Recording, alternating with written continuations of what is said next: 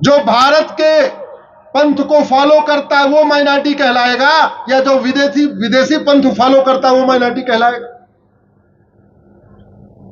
1% वाला माइनॉरिटी कहलाएगा कि 2% वाला माइनॉरिटी कहलाएगा कि 0.5 वाला कहलाएगा? कितने परसेंट वाला माइनॉरिटी कहलाएगा? भाई पारसी भारत में कुछ हजार बचे हुए, तो पारसी को माइनॉरिटी घोषित कर दिया जाए, बात समझ में आती है? यहूदी 1 लाख से कम है, यहूदी को माइनॉरिटी घोषित कर दिया जाए, बात समझ में आती है? अरे जिसकी संख्या करोड़ों में, जो ये तय करते हैं कि सांसद कौन बनेगा और विधायक कौन बनेगा, जो कम्युनिटी ये तय करती हो जीत हार का अंतर कितना होगा, जो कम्युनिटी ये तय करती हो पार्षद कौन बनेगा, प्रधान कौन बनेगा, विधायक कौन बनेगा, सांसद कौन बनेगा, उसको माइनॉरिटी का दर्जा मिलना चाहिए क्या? और माइनॉरिटी की भारत में जरूरत ही नहीं है। Minority commission, minority affair ministry की जरूरत तो अफगानिस्तान में है, क्योंकि वहां हिंदू केवल 20 बचे हुए। Minority commission, minority affair ministry की जरूरत पाकिस्तान में है, क्योंकि 25% से कम होते होते अभी 1.5% बचे हुए। Minority commission, minority affair ministry की जरूरत बांग्लादेश में है, क्योंकि 30% से कम होते होते 5% बचे हुए। भारत में माइनॉरिटी क्यों चाहिए? जिसकी संख्या बढ़ रही हो उसको किसी प्रोटेक्शन की जरूरत है क्या? संख्या करोड़ों में हो उसको प्रोटेक्शन की जरूरत है क्या? लेकिन कानून बनाए। अब कानून कैसे खत्म होगा? जब आप डिमांड करोगे। डिमांड कैसे करना है? सोशल मीडिया में लिखना शुरू करिए, यह कानून बदला जाए, यह कानून बदला जाए, यह कानून बदला जाए। पूरी दुनिया में अशांति फैली है मदरसों के कारण। अशांति है कि नहीं? मदरसों में प्रेम सिखाया जाता है क्या सबके लिए? मदरसों में वसुधैव कुटुंबकम सिखाया जाता है क्या? मदरसों में सर्वमंगल मांगल्य सिखाया जाता है क्या? मदरसों में नारी तू नारायणी सिखाया जाता है क्या? मदरसों में सर्वोपन संभाव सिखाया जाता है क्या? मदरसों में धर्म की जय हो, अधर्म का नाश हो, प्राणियों में सद्भावना हो, विश्व का कल्याण सिखाया जाता है क्या?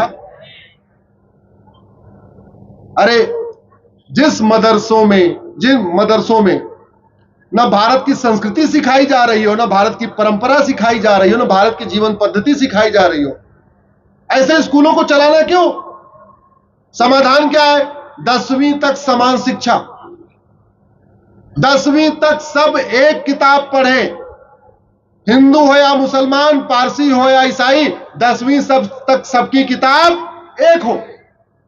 अगड़ा हो या पिछड़ा, गरीब हो या सवर्ण हो, मंत्री का बच्चा हो या संतरी का बच्चा हो, क्लर्क का बच्चा हो या कप्तान का बच्चा हो, किताब एक हो।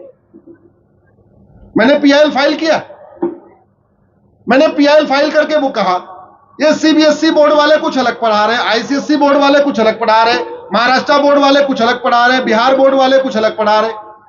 एग्जाम सबका एक हो रहा है, ये किताब अलग अलग क्यों चल रही है? भाई इंजीनियरिंग का एग्जाम एक, मेडिकल का एक एग्जाम एक, रेलवे का एग्जाम एक, आईएएस का एग्जाम एक, सारे एग्जाम एक ही होते हैं ना।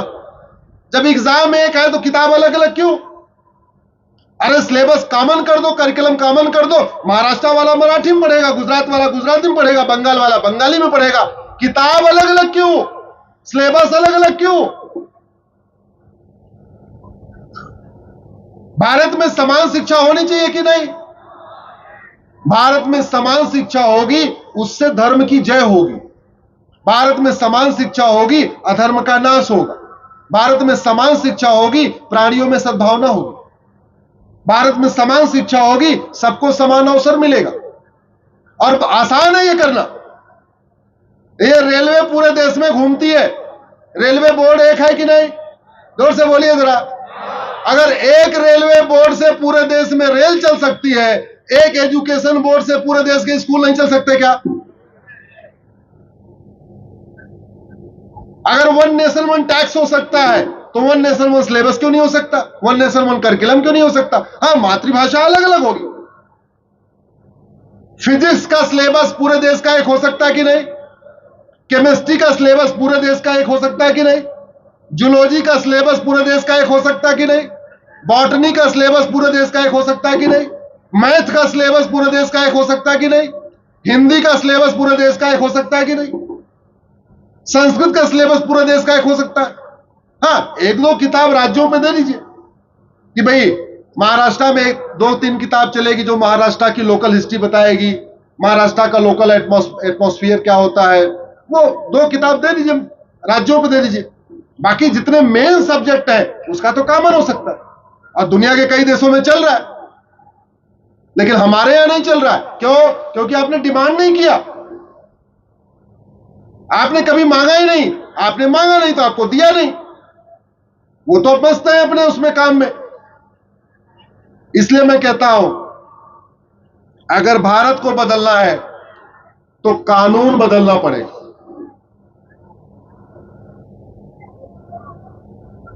जहां राजतंत्र होता है वहां राजा अच्छा होता है तो तंत्र अच्छा होता है, लेकिन जहां लोकतंत्र होता है, जहां कानून का राज होता है, वहां जब कानून अच्छा होता है तब व्यवस्था अच्छी होती है।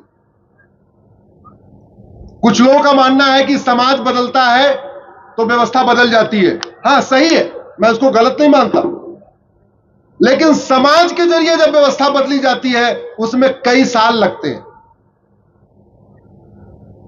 जैसे आप सबको पता है हेलमेट पहनना हमारे लिए अच्छा है, सबको पता है ना। अगर ये ट्रैफिक वाला चालान का सिस्टम हटा दिया जाए, ट्रैफिक पुलिस व्यवस्था खत्म कर दिया जाए, लोग हेलमेट लगा के निकलेंगे क्या? जोर से बोलिए जरा। नहीं। और ऐसा कानून बना दिया जाए कि जो बिना हेलमेट का निकलेगा उसकी गाड़ी जब्त हो जाएगी परमानेंट।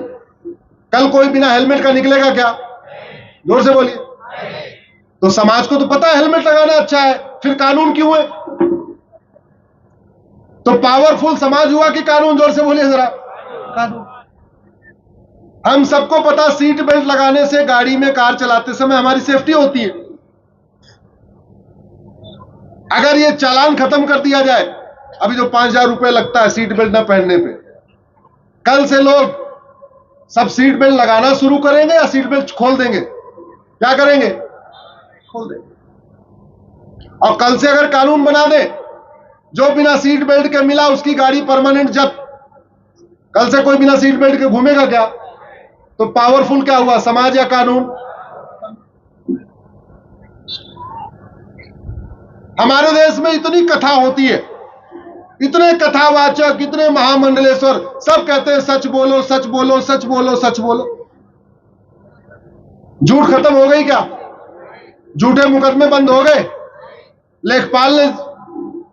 लेखपाल ईमानदार हो गया, हवलदार ईमानदार हुआ, थानेदार ईमानदार हुआ, तहसीलदार ईमानदार हुआ।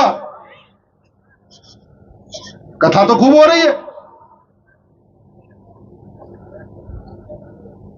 झूठी शिकायतें बंद हुई, झूठे मुकदमे बंद हुए, झूठी गवाही बंद हुई? नहीं, क्योंकि झूठ बोलना पाप तो है। धर्माचार्य बताते हैं झूठ बोलना पाप है, लेकिन झूठ बोलना गंभीर अपराध है, इसका कानून नहीं है।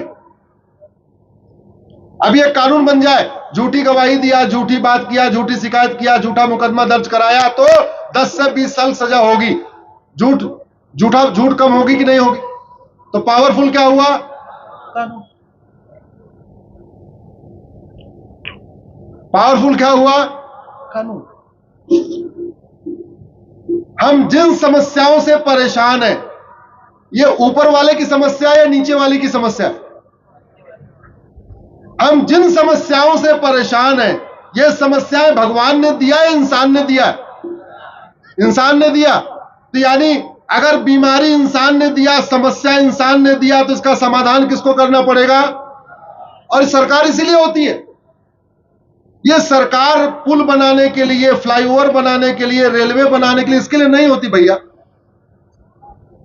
सरकार होती है संस्कृति की रक्षा के लिए, सरकार होती है धर्म की रक्षा के लिए, सरकार होती है अधर्म का नाश करने के लिए, सरकार होती है व्यवस्था परिवर्तन के लिए। अगर हमारे वैज्ञानिक